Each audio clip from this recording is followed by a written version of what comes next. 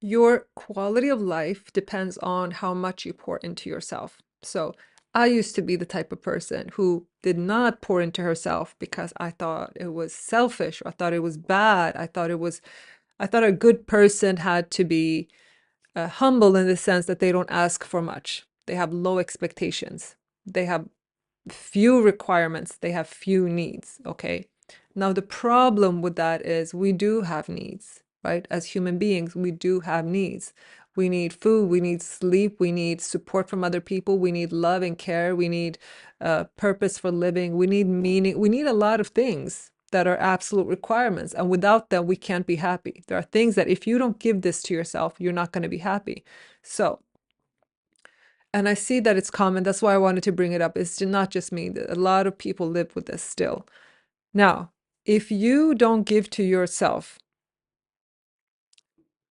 the things that you need, you will still need these things. This is something that I didn't understand. I thought if I deny myself certain things that I want, I didn't realize they were needs, okay? I thought if I deny myself certain things, that means I can just save those resources for other things instead of giving it to myself. That's not how it works. When you deny yourself something that you need, you will walk around hungry for that need. In my case, it was literal hunger. I was very used to being hungry. I literally didn't feed myself when I was hungry. Today, I don't really understand why that was the case. It was, I suppose, a habit. I'm not really sure. Um, but that was a theme for me. With my needs, I could overlook them. I didn't give myself what I needed, including food, when that was the case.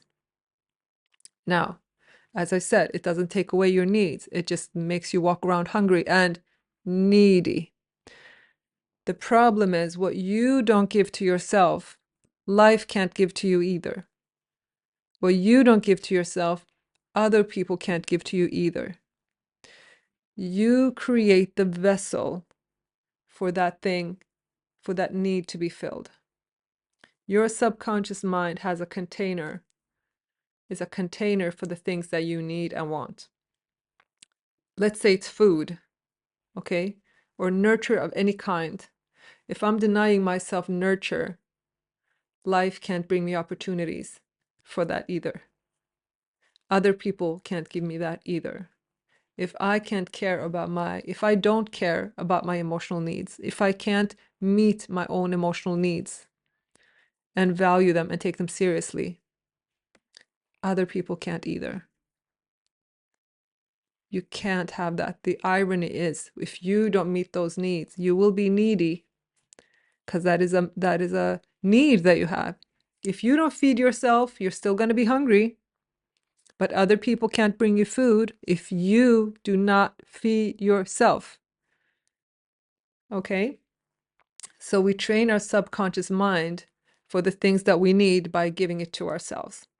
The more we give to ourselves, the more life will present those opportunities. The more that will become normal. Okay? The more life will mirror those things back to us. Now I take new opportunities often to grow my comfort zone as to what I can give myself. I give myself more quality things, more expensive experiences, just more and better than what I'm used to. And as a result of that, life brings me more of that, more of those opportunities that I didn't even look for, right? It starts with you allowing it for yourself. It starts with you creating the vessel for that in the subconscious mind. So there are some cultures, including my own culture of origin. There are some cultures where it's considered noble to forego your needs, as it is in Turkey. But all that does, it creates hungry people. When I say hungry, I'm not talking about food. Hungry for whatever those needs are, whether those needs are respect, care, comfort, rest, anything that you need, right? Anything that you need, companionship, connection, whatever it is. If you don't feed those needs, you will be hungry. So that's the issue with that. I also see that in Western men. They have needs, they have emotional needs, they have needs for connection, and they are culturally taught to forego those needs. They are culturally taught that their emotional needs or expression is a bad thing. Men are not supposed to have emotional needs. They're not supposed to be emotionally in tune with themselves. They're supposed to be emotionally cut off. So that creates a whole group of very hungry men, hungry for emotional connection, and unable to receive the emotional needs that they have because they can't give it to themselves, right? They can't meet their own emotional needs, and so their relationships leave them hungry. There are many ways that this happens. These were just some examples, right? Think of this as any area of your life where you don't give to yourself, where you say or where you believe it's noble to not receive, to not improve yourself, to not get for yourself, where you believe that you have to make a sacrifice. Anytime that you think a sacrifice is noble, that's where you're creating that hunger. A hungry person is not someone at their optimal state, okay? If you make decisions when you're hungry for anything, that's not going to be a good decision. That's not going to come from a place of wholeness, of wisdom and insight. It's going to come from a place of lack.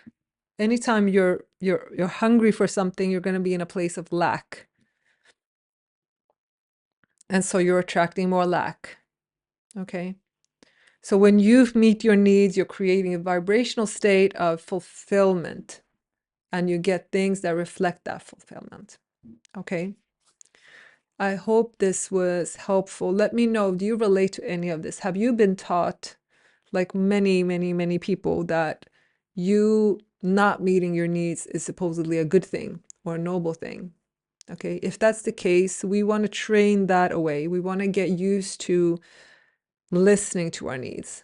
It took me some time to really listen to my needs and to see, what do I really need? What do I feel? You know? Thank you.